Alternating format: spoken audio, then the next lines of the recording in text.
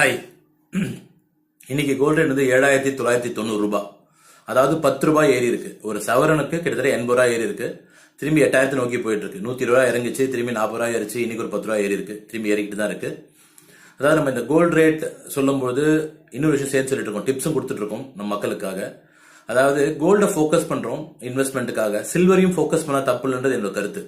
அதாவது ஜனவரி 1, 2024 பாத்தீங்கன்னா 80 ரூபாய் ஒரு கிராம் வெள்ளி இருந்தது.